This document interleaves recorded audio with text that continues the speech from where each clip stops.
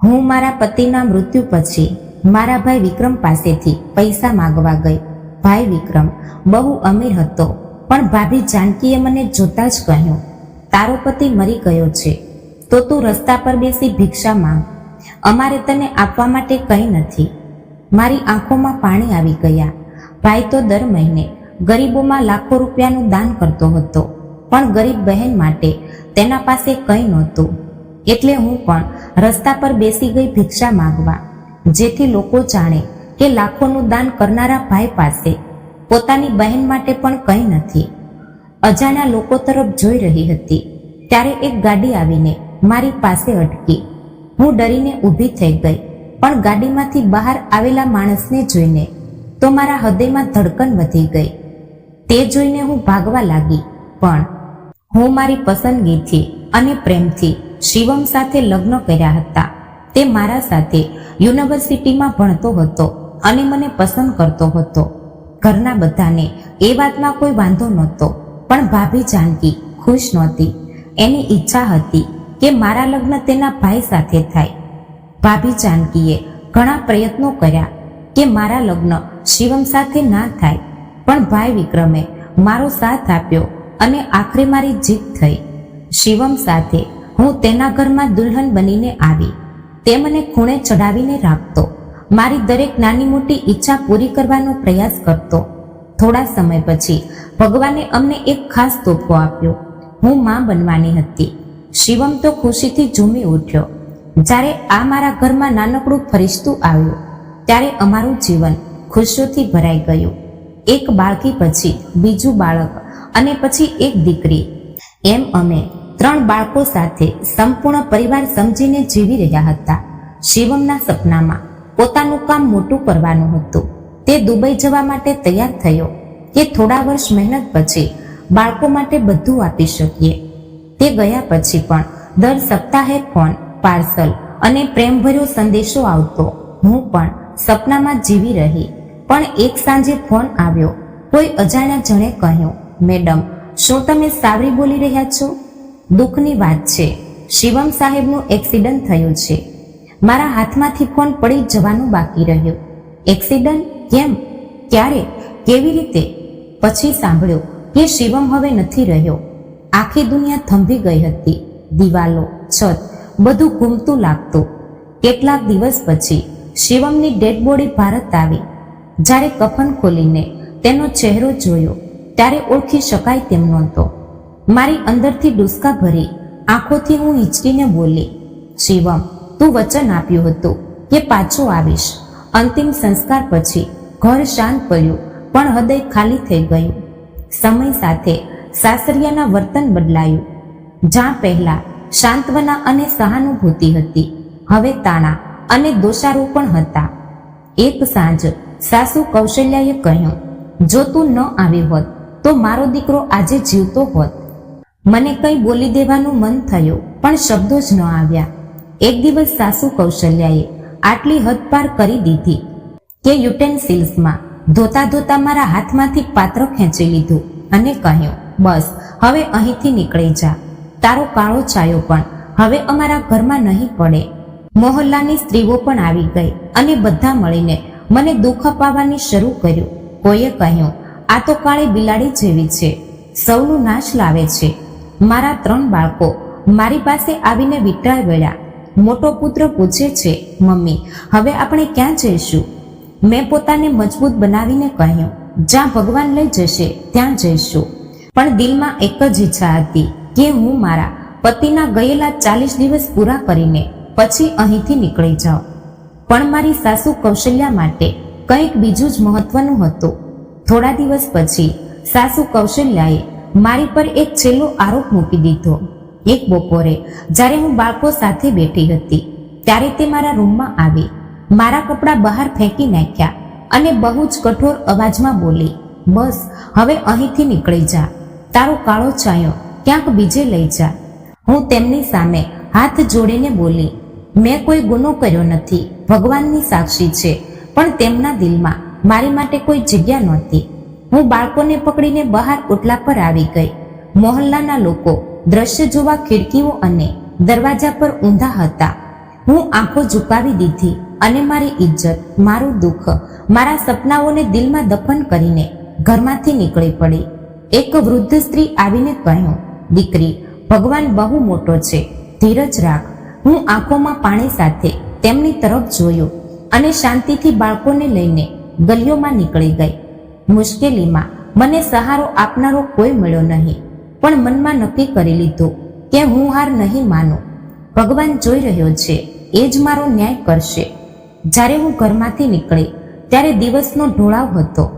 સૂરજ મધ્યમમાં હતો અને ગલીઓમાં અજીબ શાંતિ હતી, પણ ખિડકીઓ પાછળના ચહેરા અને દરવાજા પાછળના નજરો મને લાગતા હતા. બાળકો સાથે હું આગળ ચાલતી હતી. થોડી જ વારમાં બાળકો થાકી ગયા. નાની દીકરી મારા ખભે માથું મૂકી ઊંઘી ગઈ હતી.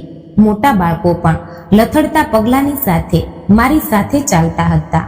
મને લાગ્યું કે એ જૂના વૃક્ષ નીચે થોડો આરામ કરી લઉં, પણ ત્યાં પહેલેથી જ બે સ્ત્રીઓ બેઠી હતી, જેમણે મને જોઈને તરત વાત ફેરવી. આ જુઓ બદનસીબ, હા સાંભળ્યું છે, પતિને પણ ખાઈ ગઈ છે, હવે ભાઈના દરવાજે જશે, જોજો ત્યાં પણ દરવાજો બંધ મળશે. આ સાંભળે અંદર કંઈક ભભૂકી ઉઠ્યું, પણ બાળકો સંભાળી આગળ ચાલી. રસ્તાના કિનારે એક રેંકડીવાળાએ જોઈને કહ્યું, કેટલીક સ્ત્રીઓ પોતાનું નસીબ જાતે બગાડી નાખે છે.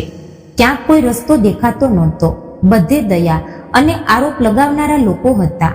એવા જ સમયે ખૂણે જૂની ઇમારતનો ચાયો દેખાયો. વિચાર્યું, થોડું ઊભું રહી બાળકોને પાણી પીવડાવું. સામે ગંગામાસી મળે, જે પહેલા મારા વખાણ કરતા હતા. હું આશા સાથે જોયું. તેણે બાળકોને જોઈને દુઃખથી માથું હલાવ્યું, પણ પછી કહ્યું, દીકરી, લોકો વાતો કરશે, તું તારી ઇજ્જત બચાવી અને અહીંથી નીકળી જા. કોઈ જગ્યા નહીં આપે. મેં ધીમે માથું હલાવ્યું, આભાર માનીને આગળ ચાલી. મનમાં એક જ પ્રાર્થના, ભગવાન કોઈ દરવાજો ખોલે. ચાલતા ચાલતા ભાઈ વિક્રમનું ઘર યાદ આવ્યું. મનમાં આશાની એક કિરણ ઉગી. બાળકોને પકડી રસ્તો વાળી લીધો. જ્યારે ભાઈ વિક્રમના ઘરના ગેટ સુધી પહોંચી ત્યારે શ્વાસ ફૂલી ગયો હતો. ભાઈ વિક્રમનું ઘર એ જ હતું, ઊંચી દિવાલો અને મોટો ગેટ. હાથ ધબકતો હતો, પણ હિંમત કરીને ખખડાવ્યો. થોડી વારમાં નોકર બહાર આવ્યો. તેણે મને ઓળખી, પણ કોઈ ખુશી કે દુઃખ ના દેખાડ્યું. કોઈ જોઈએ છે? કહ્યું, વિક્રમને મળવું છે. કહો કે સાવરી આવી છે. નોકરે થોડું વિચાર્યું, પછી અંદર ગયો. પાછો આવ્યો અને કહ્યું, મેડમ જાનકી કહી રહ્યા છે કે ભાઈ વિક્રમ સૂઈ રહ્યા છે, પછી આવજો. મારી આંખો ભીંજાઈ ગઈ. બાળકો તરફ જોયું, જે થાકી ગયેલા ઊભા હતા. ફરી કહ્યું, એકવાર કહો કે બેન બહાર ઊભી છે, એક ઝલક જોઈ લો. નોકર અંદર ગયો, પાછો આવ્યો અને કહ્યું, મેડમ જાનકી કહી રહ્યા છે કે પરેશાન ન કરો, નહીં તો ગાર્ડને બોલાવશે. મારું દિલ તૂટી ગયું. જે હાથે મને ગુડિયા લાવી આપી હતી, એ દરવાજા આજે મારી માટે બંધ થઈ ગયા હતા. પણ હાર ન માની ગેટ પાસે બેસી ગઈ. બાળકોને વળગી ભગવાન તરફ જોઈને દુઆ કરવા લાગી. થોડીવાર પછી ભાભી જાનકી જાતે ગેટ સુધી આવી. દરવાજાનો નાનો ભાગ ખોલ્યો અને તીવ્ર અવાજમાં બોલી, સાવરી, ઇજ્જતથી પાછી જા, અહીં કોઈ જગ્યા નથી. તારા ભાઈ વિક્રમે પહેલેથી જ વૃદ્ધ માતા પિતાનો ભાર છે, હવે તારી જવાબદારી નહીં લઈ શકે. હું ધબકતા અવાજે કહ્યું, ભાભી, હું બધું કામ કરી લઈશ, ઘરના બધા કામ કરીશ, બસ એક છત આપી દો. મારા બાળકોને અનાજ જેવી ઠોકર ન ખાવા દો. ભાભી જાનકી તણસીથી હસીને બોલી, એક સમય હતો જ્યારે તારા ઠાઠ જોવાના હતા અને આજે હાથ જોડીને આવી છે. માફ કર, અહીં તારી જગ્યા નથી. એટલામાં અંદરથી વિમળાનો ધીમો અવાજ આવ્યો, કોણ છે દરવાજે? હું તરત બોલી, માં, હું સાવરી છું. ભાભી જાનકીએ તરત જવાબ આપ્યો, કોઈ માંગતી હોય તે છે માજી, ચિંતા ના કરો. અને ગેટ જોરથી બંધ કરી દીધો. હું જેવી કે પથ્થર થઈ ગઈ. ના ચીસ પડી, ના રડી શકી, બસ ખામોશ રહી. બાળકો ભૂખથી રડી રહ્યા હતા. મેં નાના પુત્રનું માથું ફેરવીને કહ્યું, થોડું સહન કર બેટા, ભગવાન રસ્તો કાઢશે. 1-2 કલાક એમ જ પસાર થઈ ગયા. કેટલાક મહોલ્લાવાળાઓએ જોઈ લીધું. એક સ્ત્રી ધીમે બોલી, ક્યારેક જે રાજ કરતી હતી આજે દરવાજા પર બેઠી છે. સમયનો શું વિશ્વાસ? બીજીએ માથું હલાવીને કહ્યું, માનવીએ ઘમંડ નહીં કરવો જોઈએ. જુઓ, આજે સમય મને ક્યાં વળાંક પર લઈ આવ્યો છે. મેં મારા દુપટ્ટાને સારી રીતે ઓઢી લીધો. બાળકોને પાસે રાખીને ઊભી થઈ ગઈ. છેલ્લી વાર ઘરના દરવાજા તરફ નજર કરી. દરવાજો હજુ પણ બંધ હતો. અંદર છુપાયેલા લોકો જેમને મેં પ્રેમ આપ્યો હતો, જેની પર વિશ્વાસ રાખ્યો હતો, હવે પાછળ જોવાનું નહોતું. રસ્તા પર નીકળી પડી. કોઈ મંજિલ નહોતી, કોઈ રસ્તો ન હતો. બસ બાળકોનો સાથ પકડ્યો અને આગળ વધી. દરેક પગલાં મારા વિશ્વાસને તોડી રહ્યા હતા. દરેક ક્ષણ મારી હિંમતની પરખ લઈ રહ્યા હતા. થોડી આગળ એક જૂની દુકાન દેખાઈ. નાની છાંયડી નીચે કાઢેલી. વિચારી લીધું, થોડી વાર અહીં બેસી જાઉં, બાળકોને પણ ચાયડી મળશે. અજાણી જગ્યાએ બેઠા તો એક વૃદ્ધ આવી. દયાળુ અવાજે કહે, બેટી, આ દુનિયા તો તમાશો જુએ છે. તારા ભગવાનને યાદ કર, એ જ તારા માટે રસ્તો ખોલશે. મેં પણ આંખ મીચીને દિલથી ભગવાનને યાદ કર્યા. એ વૃદ્ધાએ પોતાની પોટલીમાંથી એક સૂકી રોટલી કાઢી આપી. તે એક રોટલી પણ આપણા માટે ખજાના જેવી લાગતી હતી. મેં એ રોટલી 3 ભાગમાં વહેંચી. બાળકો નાના હાથે એ રોટલી ખાવા લાગ્યા. એક ક્ષણે મને લાગ્યું કે હવે દુનિયાથી શિકાયત કરવાનું પણ કોઈ હક નથી. રાત પડવા લાગી ત્યારે મેં મનમાં નક્કી કર્યું કે હવે વિશ્વાસ નહીં કરવો, પોતાનો રસ્તો પોતે શોધવો પડશે.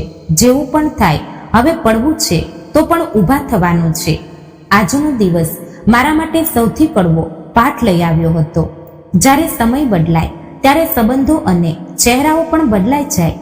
અને જ્યારે તને સરાહાની જરૂર પડે છે ત્યારે ખબર પડે છે કે જેને તું પોતાની તાકાત સમજતો હતો એ તારી સૌથી મોટી કમજોરી હતી. સૂરજ ઢળી રહ્યો હતો. હવામાં અજીબ કંપન હતો. બાળકો સાથે જવું રહ્યું. રસ્તાની બાજુ એક જૂની બેન્ચ હતી. ત્યાં જઈને બેઠા. નાની દીકરી મારા ખભા પર માથું રાખીને ઊંઘી ગઈ હતી. 2 દીકરાઓ ભૂખથી બેચેન હતા. સામે એક ઠેલાવાળો પકોડા અને ચણા વેચતો હતો. સુગંધ જોઈને બાળકોની ભૂખ વધતી હતી. નાના દીકરાએ દુપટ્ટો ખેંચીને કહ્યું, મમ્મી, ભૂખ લાગી છે, ખાવાનું આપો ને. હવે આંખો ભીંજાઈ ગઈ. ખિસ્સામાં હાથ નાખ્યો. થોડા સિક્કા હતા, એકાદ વસ્તુ ખરીદી શકાય એટલા. ઢીલા પગલા ભરતા ઠેલાવાળા પાસે ગઈ. પૂછ્યું, ભાઈ, 5 રૂપિયામાં શું મળે? એ ગમત સાથે બોલ્યો, 1 ચમચી ચણા લેજો, બીજું કંઈ નહીં. 5 રૂપિયા આપ્યા અને નાની પ્લેટમાં ચણા લઈને બાળકો પાસે આવી. બાળકો ભૂખ્યાની જેમ ખાવા લાગ્યા. હું ન જોઈ શકી છતાં ખાધું નહીં. બાળકોને હસતા જોઈને મને મનમાં શાંતિ આવી. રાત્રિ ઊંડી થવા લાગી. બધા પોતપોતાના ઘરો તરફ જતા રહ્યા. અમે એ બેન્ચ પર બેસી રહ્યા. થોડી વાર પછી પોલીસની ગાડી આવી. સિપાઈ ઉતર્યા અને કહ્યું, અહીં બેસવાની પરવાનગી નથી, હટો અહીંથી. વિનંતી કરી, સાહેબ, એક રાત રહેવા દો, સવારે જઈશું.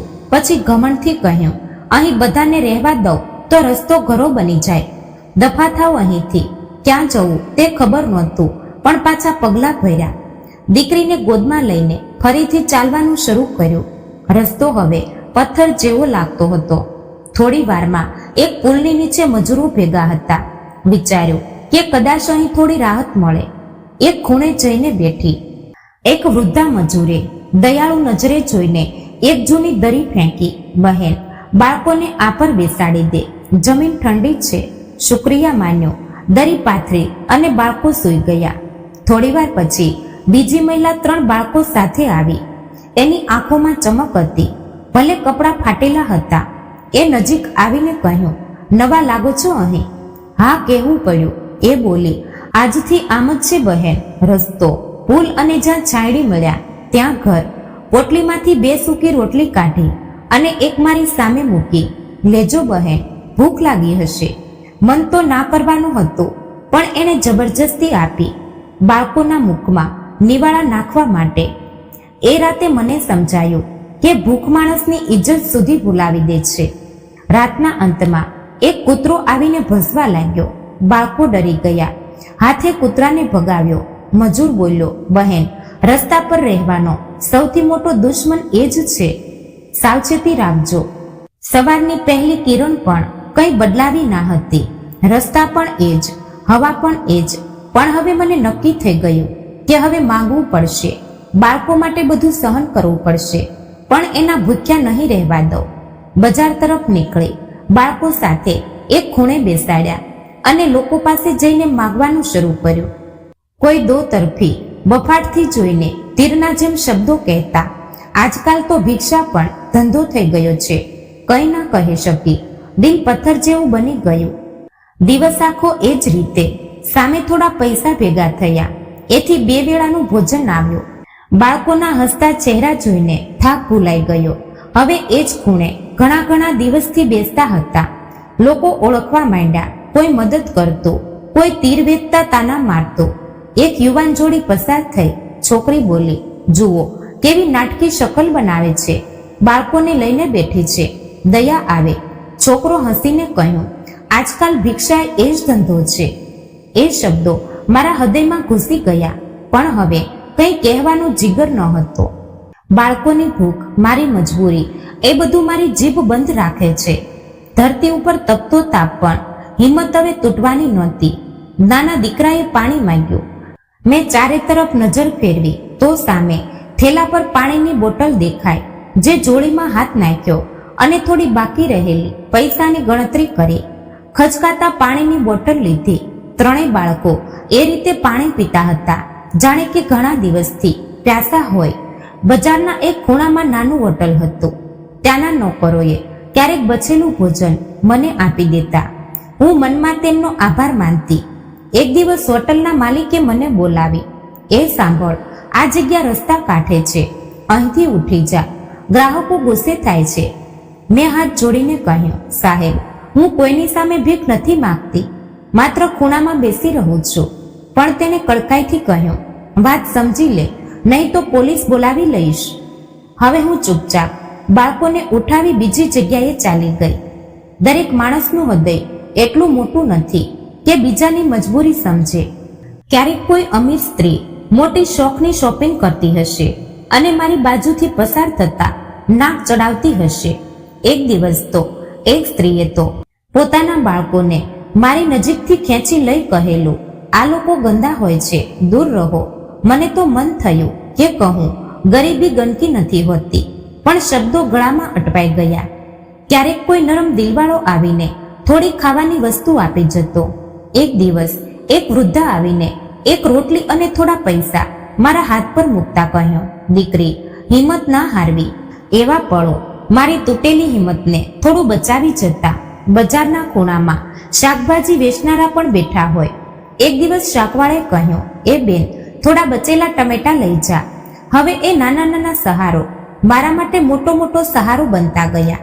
બાળકોની તબિયત દિન પ્રતિદિન ખરાબ થતી. ક્યારેક તાવ, ક્યારેક ઉધરસ. દવા ખરીદવાની સ્થિતિ નહોતી. હું જાતે જ જડીબુટ્ટી વડે ઈલાજ કરવાની કોશિશ કરતી. આવી રીતે દિવસો પસાર થતા હતા. ક્યારેક આશાની કિરણ તો ક્યારેક નિરાશાની છાયા. પણ હું હંમેશા મનમાં કહેતી, બાળકો માટે બધું સહન કરીશ, પણ એને ભૂખ્યા નહીં સુવાડું. હવે તો સપ્તાહો પસાર થઈ ગયા હતા. લોકોના ચહેરા જોઈને તરત સમજાઈ જતું કે કોણ તિરસ્કાર ભરી રીતે જોઈ રહ્યું છે અને કોણ દિલથી હમદર્દી રાખે છે. છતાં રોજ સવારથી સાંજ સુધી બસ એક જ આશામાં બેસી રહેતી કે ક્યારેક તો કોઈ ચમત્કાર થશે. એક સાંજે બજાર બંધ થઈ ગયું હતું. ઠંડી વધી રહી હતી. નાની દીકરીનો તાવ વધી ગયો હતો. મારી આંખે ખાલી દુકાન પડી. દરવાજો તૂટેલો હતો, પણ ચારે બાજુ ભીંતો હતી.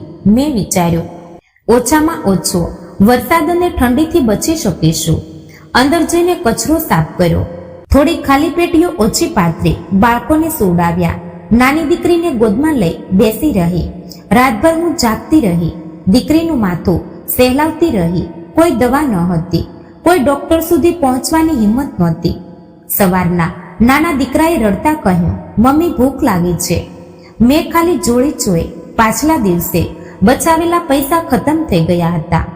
ખાવા માટે કંઈ નહોતું. મેં પ્રેમથી કહ્યું, બેટા, આજે કંઈ સારું ખાવા મળશે. વચન છે. એ વચન માત્ર આશા આપવા માટે હતું. સવાર થતા બાળકોને ત્યાં છોડી હું હોટલ અને દુકાનોમાં કામ માટે ગઈ. દરેક જગ્યાએ એક જ જવાબ, કામવાળી જોઈએ પણ સ્વચ્છ હોય, આવા ગંદા કપડાં વાળી નહીં. હવે પાછી આવી સંતાનની સામે જોયું. નાની દીકરીનો તાવ ઉતરતો નહોતો. દિલમાં લાગ્યું કે જાતને દોષ ન આપો, પણ ધીરજ રાખવી રહી. સાંજ પડે ત્યાં સુધી હાથમાં એક વાટકી રાખી રોકડા માંગતી રહી. કેટલાક લોકોએ 5 રૂપિયા ફેંક્યા, કોઈ કે 2 બિસ્કીટ આપ્યા. એ પૈસાથી દાળ અને રોટલી ખરીદી.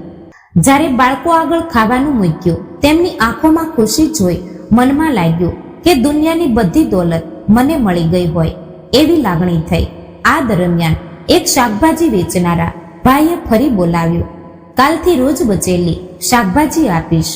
આવા નાના નાના સહારો મારી હિંમત વધારતા દરેક રાતે ખાલી દુકાનમાં પાછા જઈ બાળકોની સાથે સૂઈ જતી. ક્યારેક કોઈ અમીર કાર પસાર થતી, અંદર બેઠેલા બાળકો હસતા ખાતા. મારા બાળકો હસરતભરી નજરે જોયા કરતા. હું તરત જ ધ્યાન બદલાવતી. જોઈએ તો આપણે પણ ગાડીમાં ફરશું. મોટો દીકરો પૂછતો, મમ્મી ક્યારે? હળવી સ્મિત સાથે જવાબ આપતી, જલ્દી જ, બસ ધીરજ રાખ. દિવસો પસાર થવા લાગ્યા. નાની દીકરીની તબિયત વધુ બગડતી ગઈ. એક દિવસ અચાનક બેહોશ થઈ ગઈ. દવાખાને દોડી ગઈ. ડોક્ટરે એક નજર જોઈને કહેલું, તાવ જૂનો થઈ ગયો છે, દવા અને ટ્રીપ જોઈએ. પૈસા છે? મારા મોઢા પર નિરાશી જોઈને કહ્યું, પૈસા વગર નથી ચાલતું. હવે પાછા આવી દીકરીને જમીન પર સુવાડી. રાતભર ધ્યાન રાખતી રહી. સવારથી એ થોડી સારી લાગી, પણ હજી પણ નબળાઈ હતી. હવે મેં નક્કી કરી લીધું કે જે હોય તે બાળકોને રોડ પર નહીં ફેરવીશ. જે પણ મળશે એમાં જીવીશ. દુકાનને જ આશરો બનાવીશું. મારી ભૂખ, થાક, ઇજ્જત બધું મારા બાળકો માટે કુરબાન છે. એક દિવસ સાદી બપોર હતી. બજારમાં બહુ ભીડ ન હતી. હું કપડાનો ટુકડો પાથરી હાથમાં જૂની વાટકી રાખી બાળકો સાથે બેસી હતી. એ જ સમયે એક મોટી ગાડી આવી. મારી આદત હતી કે નજર નીચી રાખવી, કારણ કે આવા લોકો અમારી બાજુ જુએ પણ નહીં. પણ એ ગાડી મારે પાસે આવી રોકાઈ. દરવાજો ખોલ્યો. એક માણસ ઉતર્યો. મેં એક નજર જોઈ અને શ્વાસ રોકાઈ ગયો. એ ચહેરો જેને હું સપનામાં જોતી હતી. એ શિવમ જે મારા દરેક વિચારમાં હતો. હું તરત જ બાળકોને દુકાનમાં છુપાવી ઊભી રહી. ધબકતા હૃદયથી એની તરફ આગળ વધી. થોડા અંતરે જઈ બોલી, શિવમ. એણે મારી તરફ જોયું. હું આશાભરી નજરે જોઈ રહી. કદાચ એ મને ઓળખી લે, પણ એના ચહેરા પર કોઈ ઓળખાણ નહોતી. તેણે કહ્યું, જોઈને નથી ચાલતી? રસ્તા પર બેસી રસ્તો રોકે છે. મારી દુનિયા ફરી એકવાર તૂટી ગઈ. મારું શરીર થરથરી ઉઠ્યું. હલકી અવાજમાં મેં કહ્યું, શિવમ, હું છું સાવરી, તારી સાવરી. એ માણસે આશ્ચર્યથી મને ઉપરથી નીચે સુધી જોયું અને કઠોર અવાજે બોલ્યો, શું બકવાસ કરે છે? હું કયો શિવમ? મારું નામ ઓમ છે. હું એની આંખોમાં જોઈ રહી હતી, જાણે ત્યાં ક્યાંક કોઈ સત્ય છુપાયું હોય. શિવમ, આ તારા બાળકો છે, જોઈ લે એમને. એણે પોતાની ગાડી મારી તરફ ધકેલતા કહ્યું, સાંભળ, નાટક બંધ કર. આ રસ્તા બધા માટે નથી. મારી આત્મા કંપી ઉઠી.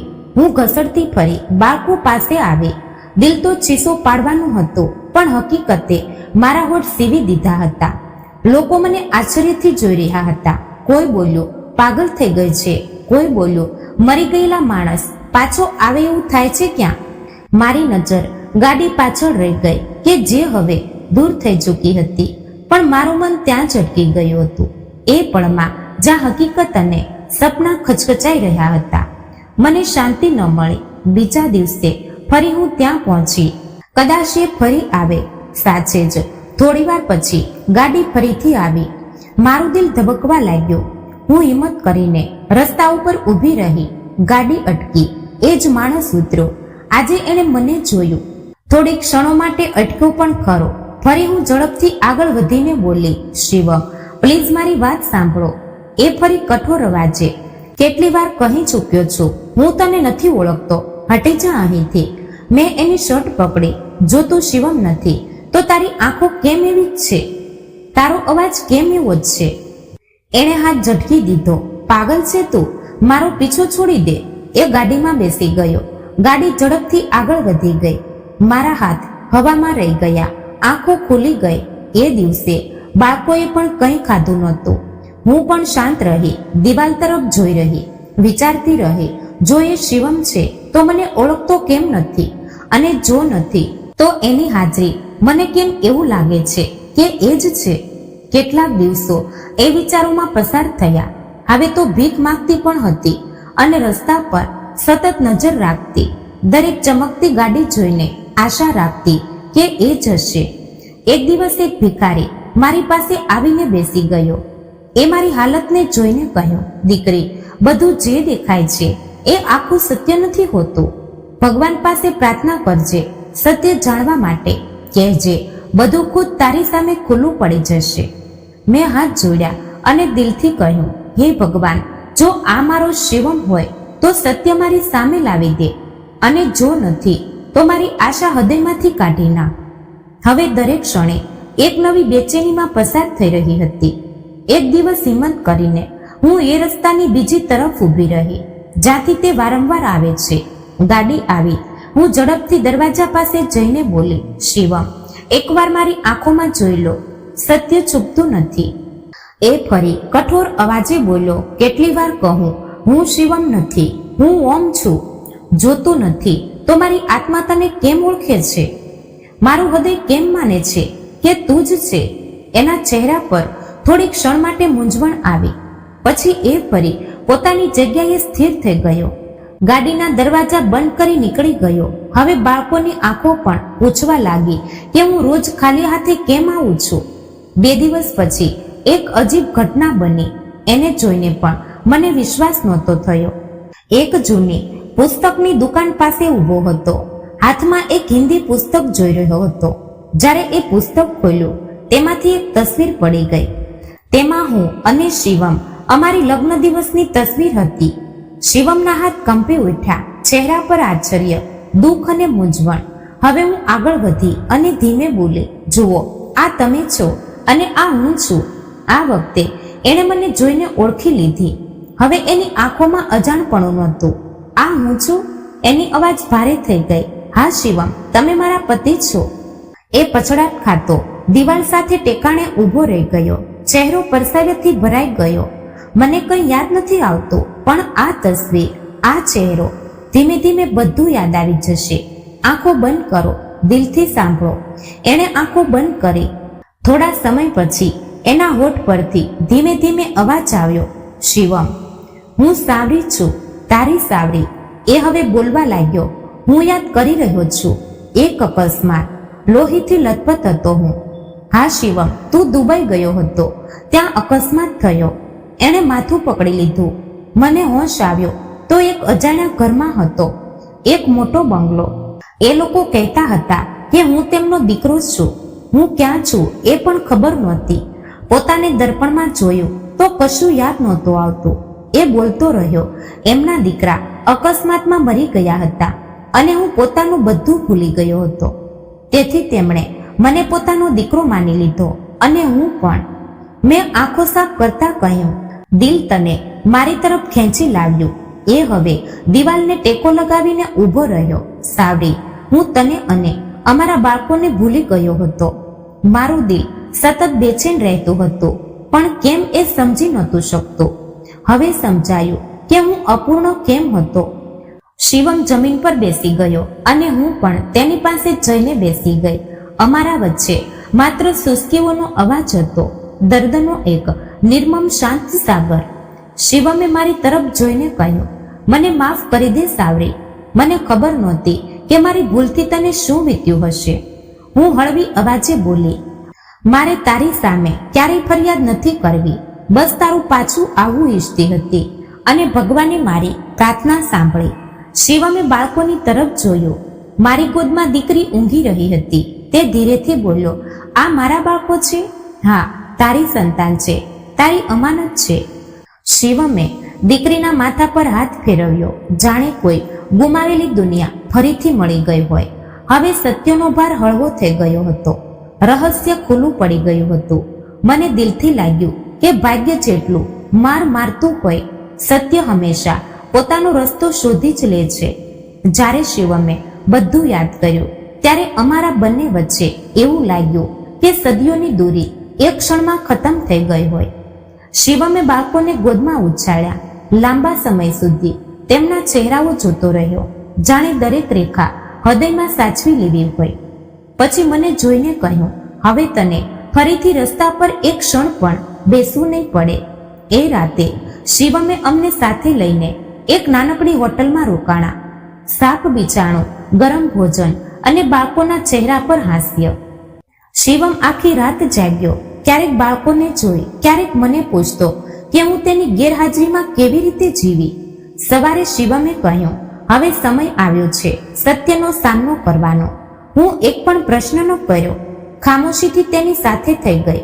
ગાડીમાં બેઠા ત્યારે શિવમે પાછળ એક નજર તે દુકાન તરફ કરી જ્યાં હું રહેતી હતી. સાંભળી, હું આ ઉધાર ક્યારેય ચૂકવી નહીં શકું જે તું મારા બાળકો માટે ચૂકવ્યું છે. હું ધીરેથી બોલી, આ ઉધાર નહીં, આ તો પ્રેમ હતો. ગાડી સીધી મારા જૂના સસરાના વિસ્તારમાં ગઈ. રસ્તામાં શિવમે પોતાના ચહેરા પર કડકાઈ લાવી દીધી. દરવાજા પર પહોંચી બેલ વગાડી. દરવાજો ખુલતા સામે મારી સાસુ કૌશલ્યા ઊભી હતી. શિવમને જોઈ એ જ સમયે ચીસ પાડી, શિવમ, મારો દીકરો જીવતો છે. આખું ઘર ભેગું થઈ ગયું. મારા સસરા ધીમા પગલાએ બહાર આવ્યા. હાથ આગળ વધારતા કહ્યું, બેટા, તું જીવતો છે? તું ક્યાં હતો? શિવમે તેમના હાથ ન પકડ્યા. તે બે પગ પાછળ ખસ્યો અને ઠંડા અવાજે કહ્યું, જે દિવસે મારી લાશને ઓળખા વિના જલાવી દીધી એ દિવસે મને મારી નાખવામાં આવ્યો હતો.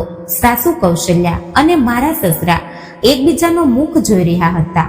શિવમે મારી તરફ ઈશારો કરીને કહ્યું, આ એ જ સાવરી છે જેને તમે મારી મૃત્યુ માટે જવાબદાર ઠેરવી. તેના સૌથી કમજોર સમયે ઘરમાંથી કાઢી મૂકી, બાળકો સાથે દરદર ભટકાવ્યા. સાસુ કૌશલ્યા રડતી રડતી આગળ આવી, બેટા, અમે ગુસ્સામાં હતા, દુઃખમાં હતા, અમને માફ કરી દે. શિવમે ઠંડી શ્વાસ લઈને કહ્યું, માફી દેવી સહેલી છે પણ ભૂલી જવું મુશ્કેલ છે.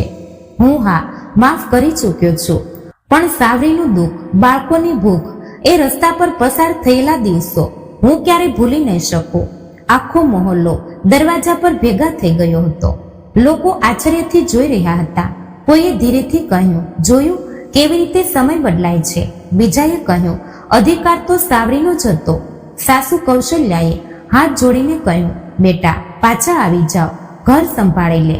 શિવમે કડકાઈથી કહ્યું, આ ઘર હવે મારા માટે કબરથી ઓછું નથી. હું મારી સાવરી અને બાળકોને ફરીથી આ નરકમાં નહીં લાવું. અમે ત્યાંથી નીકળ્યા પછીનો રસ્તો મારા ભાઈ વિક્રમના ઘર તરફ હતો. હું ધમધમતા દિલે બોલી, શિવમ, છોડી દો, જવા દો.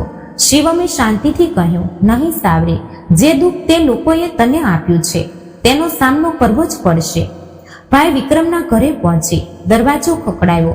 દરવાજો ખોલતા ભાઈ વિક્રમ હેરાન થઈ ગયો. ભાભી જાનકી પાછળથી આવી. પહેલા મને જોઈ, પછી શિવમને. ચહેરો સફેદ પડી ગયો. શિવમે કડક અવાજે કહ્યું, બોલાવો તમારા ભાઈ વિક્રમને. ભાઈ વિક્રમ બહાર આવ્યો. મને અને બાળકોને જોઈ નજરો ચૂકી ગઈ. શિવમે કડક અવાજે કહ્યું, જ્યારે આ બેન ભીખ માંગતી હતી, રસ્તા પર બેઠી હતી, ત્યારે તમારો દરવાજો એકવાર પણ ખોલ્યો ન હતો. આજે જોઈ લો, સમય બદલાઈ ગયો છે. ભાભી જાનકીએ રૂખા અવાજે કહ્યું, અમને શું ખબર હતી કે તમે જીવતા હશો? અમે તો પોતાના જાતને મુશ્કેલીમાંથી બચાવી રહ્યા હતા. શિવમે એક તીક્ષ્ણ હાસ્ય સાથે કહ્યું, મુશ્કેલીથી બચાવવાના ચક્કરમાં માણસાઈ ભૂલી ગયા. ભાઈ વિક્રમે હાંફતા હાંફતા કહ્યું, માફ કરી દે સાવરી, ભૂલ થઈ ગઈ, હું નજરો ચૂકી ગઈ. શિવમે મારો હાથ પકડીને કહ્યું, સાવરી માફ કરી શકે છે, પણ જે સમય ગયો, જે ઘા લાગ્યા, એ ક્યારેય ભૂલાશે નહીં. અમે ત્યાંથી નીકળ્યા. આખી ગલીમાં ચર્ચા ચાલી રહી હતી. એ જ સાવરી કે જે ગતકાલ સુધી રસ્તા પર હતી, આજે ફરી શાંતિથી ઊભી છે. શિવમે બાળકોને ગાડીમાં બેસાડ્યા. મને જોઈને કહ્યું, હવે આપણે નવી જિંદગી શરૂ કરીશું. એક એવી જગ્યા જ્યાં તને અને બાળકોને ક્યારેય ભૂતકાળની તકલીફ યાદ નહીં આવે. ગાડી ચાલી. છેલ્લી વાર મેં એ ગલીઓ જોઈ જ્યાં મેં જીવનની સૌથી મોટી મુશ્કેલીઓ ઝેલી હતી. હવે મારા દિલમાં કોઈ નફરત ન હતી, બસ એક થાકેલી શાંતિ હતી. માફી આપવી સૌથી મોટી કસોટી હતી એ હું જાણતી હતી, પણ જે ઘા મારા પોતાનાએ આપ્યા હતા એ ભૂલવા સરળ ન હતા. નવી જિંદગીની શરૂઆત સહેલી ન હતી, પણ શિવમે દરેક પ્રયત્ન કર્યો કે મને અને બાળકોને એ બધા દુઃખો ભૂલાવી શકે. અમે એક સાફ સુથરું નવું ઘર લીધું, શહેરના શાંત વિસ્તારમાં. બાળકો માટે શાળાનું આયોજન કર્યું. મને પ્રથમવાર જીવનમાં એવું લાગ્યું કે મારા માથે એક એવી છત છે જ્યાંથી તોછડાઈના પથ્થર નહીં વરસશે. શિવમે વેપાર સંભાળ્યો, દિવસ રાત મહેનત કરી. ઘણીવાર કહેતો, સાવરી, જે સમય તે ગુજાર્યો એને હું ભૂલાવી નથી શકતો, પણ જે સમય આવવાનો છે એને હું જરૂર સુંદર બનાવી શકું છું. હું હસીને સકારાત્મક સંકેત આપતી.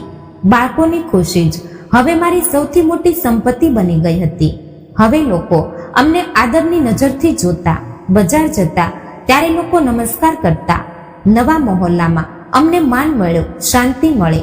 પણ દિલના એક ખૂણામાં જૂના ઘા હજી જીવતા હતા, જે ક્યારેક રાતના શાંતિમાં તાજા થઈ લેતા હતા.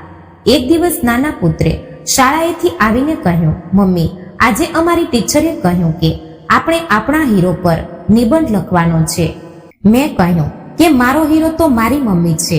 મેં તેને વળગી લીધો. તેની એક વાતે મારા હૃદયની આખી થાક ઉતરી ગઈ.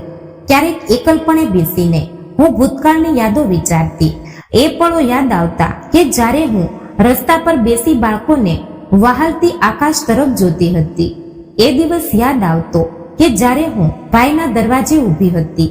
એ બધું આજ પણ મારી અંદર ક્યાંક દફન થયું હતું.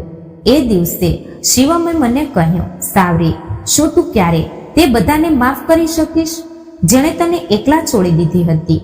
હું ધીમા અવાજે જવાબ આપ્યો, માફ કરવાનું શીખી લીધું છે, પણ ભૂલવું કદાચ આખી જિંદગી નહીં શીખી શકું.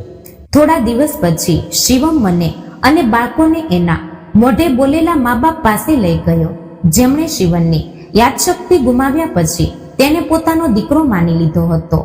જ્યારે મેં તેમની મુલાકાત લીધી, એવું લાગ્યું કે મારા સગા સાસુ સસરા તો એ જ છે. તેઓએ વિનંતી કરી કે અમે તેમની સાથે જ રહીએ. મારા બાળકો પણ એ લોકો પાસેથી મળતા પ્રેમથી ખૂબ જ ખુશ થઈ ગયા અને હઠ કરવા લાગ્યા, અમને અહીં જ રહેવું છે. હું અને શિવમે તરત જ નક્કી કરી લીધું કે સાચો પ્રેમ ક્યારેય અવગણવો ન જોઈએ. એ ભલે લોહીના સંબંધ વગર જ કેમ ન હોય. એમના પારખા પર ખરું સાબિત થયું કે સાચો સંબંધ તો એ જ હોય છે જે દિલથી બને છે. એમના મનથી નીકળેલા પ્રેમને માન આપીને અમે બીજા દિવસે એમની સાથે રહેવા શિફ્ટ થઈ ગયા. મારા બાળકોને જે પ્રેમ દાદા દાદી પાસેથી ના મળ્યું હતું એ અહીં મળ્યું હતું. એ લોકો પણ અમારી સાથે રહીને પોતાનું જીવન પૂરું માની લેવા લાગ્યા હતા. શિવમ વ્યવસાયમાં દિવસ રાત મહેનત કરી રહ્યો હતો અને દરરોજ નવી ઊંચાઈ પર પહોંચી રહ્યો હતો. ધીરે ધીરે અમારી પાસે ઘણી બધી મિલકત અને ગાડીઓ જમા થઈ ગઈ, કારણ કે શિવમે એક વ્યવસાયથી ઘણા અલગ અલગ બિઝનેસમાં તે વિસ્તારવાનું શરૂ કર્યું હતું. જ્યારે શહેરમાં અમારી પ્રગતિની ચર્ચા થવા લાગી, ત્યારે મારા ભાઈ વિક્રમ અને ભાભી જાનકીએ ફરીથી અમારો સંબંધ જોડવાનો પ્રયાસ કર્યો. પણ અમે બહુ સારી રીતે જાણતા હતા કે એ સંબંધ અમારાથી નહીં પણ અમારી સંપત્તિ સાથે જોડાયો હતો. એટલા માટે અમે સ્પષ્ટ ઇનકાર કરી દીધો. મારા સગા સાસુ અને સસરા પણ વારંવાર ફોન કરતા હતા. તેઓ પોતાની ભૂલ માટે માફી માંગતા હતા, પણ શિવમે સાફ કહી દીધું કે હવે તે ક્યારેય પાછું એમની પાસે નહીં જાય. હા, પણ તેણે પોતાની જવાબદારીથી પીઠ ફારી વાળી ન હતી. એમના ઘર ખર્ચી લઈને દવા, દારૂ અને બધી સુવિધાઓની જવાબદારી એને પોતે લીધી હતી. પણ બસ જો કંઈ નહીં આપ્યું તો એ હતો પ્રેમ અને લાગણી, જે શિવમના જતા તેઓએ મારો પણ છીનવી લીધો હતો. મારા મોઢે બોલેલા સાસુ સસરાએ પોતાની બધી મિલકત મારા બાળકોના નામે કરી આપી. હવે અમારી પાસે એટલી ધન દોલત હતી કે તેની ગણતરી પણ નથી કરી શકાતી. પણ હવે અમને સમજાઈ ગયું હતું કે સૌથી મોટી દોલત તો પોતાના લોકો અને તેનો પ્રેમ છે. એટલા માટે અમે દરેક દિવસને સાથ વિતાવીને વધારે સુંદર બનાવવાનો પ્રયત્ન કરતા હતા. અમને સમજાઈ ગયું હતું કે પ્રેમથી દોલત કેટલી અગત્યની હોય છે. પણ અમારા સગા લોકો હજી પણ ધનની લાલચમાં જ ઘૂમતા રહે છે અને માત્ર તે લોકો સાથે સંબંધ બાંધી રહ્યા છે જેમની પાસે ધનનો ખજાનો છે. કદાચ એ જ કારણ હતું કે તેમના અંદરથી પ્રેમ પૂરી રીતે ખતમ થઈ ગયો હતો. હું મારા બાળકોને મારા મુશ્કેલ સમયની વાતો કહું છું, એ માટે નથી કે તેઓ પણ દુઃખ યાદ કરે, પણ એ માટે કે તેઓમાંથી પાઠ શીખે કે જ્યારે પણ કિસ્મતનું પાસું પલટાય ત્યારે પોતાના પણ મોં ફેરવી લે છે. આ વાત કહેતી વખતે હું એટલું જ કહું છું કે ક્યારેક કોઈ લાચાર પર જુલમ ન કરશો. જે આજે કમજોરીમાં છે તે કાલે શક્તિશાળી બની શકે છે. જે આજે રસ્તા પર બેઠો છે તે કાલે ઇજ્જતની છત નીચે માથું ઊંચું કરીને જીવી શકે છે. સમય ક્યારેય એક જેવો રહેતો નથી. હાલાત બદલાય છે, ચહેરા બદલાય છે અને બધું જ બદલાઈ જાય છે, પણ ભગવાન દરેક ક્ષણે જોઈ રહ્યા છે. મારી કહાનીથી એ પાઠ મળે છે કે પ્રેમ, સહન શક્તિ અને ભગવાન પર વિશ્વાસ માણસને દરેક અંધકારમાંથી બહાર કાઢી શકે છે. ક્યારેય કોઈની લાચારીને પોતાની જીત ના માનશો, કારણ કે આખરે બધું ભગવાનના હાથમાં છે અને ભગવાન ક્યારે જુલ્મ કરનાર લોકોને માફ કરતા નથી. તો મિત્રો, આ વાર્તા કેવી લાગી તે કોમેન્ટ બોક્સમાં જરૂર જણાવજો અને પસંદ આવી હોય તો ચેનલને લાઈક, શેર અને સબસ્ક્રાઇબ કરી દેજો, જેથી અમારા દરેક નવા વિડીયોની માહિતી સૌથી પહેલા તમને મળતી રહે. તો ફરી મળીશું એક નવી વાર્તા સાથે. ત્યાં સુધી આપ સૌને જય શ્રી કૃષ્ણ, રાધે રાધે, હર હર મહાદેવ.